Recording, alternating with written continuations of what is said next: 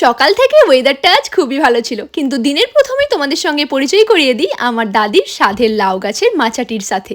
আর যেই মাচায় প্রথম আজ লাউয়ের দেখা মিলল। আর দাদি তো আহ্লাদে আটখানা যাকে বলে, নিজের চেয়েও বেশি যত্ন করে দাদি এই গাছটাকে। আর দাদির যত্নে বেড়ে ওঠা ছাদ থেকে মাচাটাকে এত সবুজ আর হৃষ্টপুষ্ট দেখাচ্ছে। তারপর লক্ষ্য করি আমাদের বাড়ির সবেদা গাছটাতে এত সবেদা ছেয়ে গেছে, পুরো সবেদার ফলও ধরেছে এতে, আর ফুলের কুড়িও রয়েছে। তবে কোইন্সিডেন্টলি অতিরিক্ত পরিমাণে মিষ্টি হওয়ার কারণে আমি এটা খাই না বললেই চলে।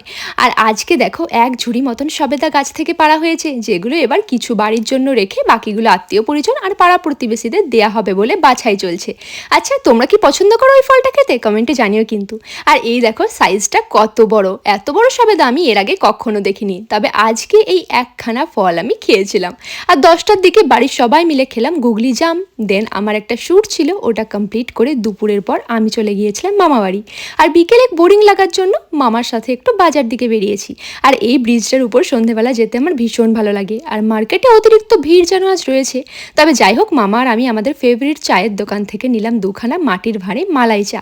যারা সোনামুখী বা তার আশেপাশে থাকো তারা তো রেলওয়ে স্টেশনের কাছে এই চা দোকানের কথা নিশ্চয়ই জানবে। আর এখানে চা না খেয়ে থাকলে একবার ট্রাই করো, ফ্যান বান যাওগে। তো দিনটা আজ এভাবেই কাটলো। ওকে, টাটা, দেখা হচ্ছে নেক্সট ব্লগে।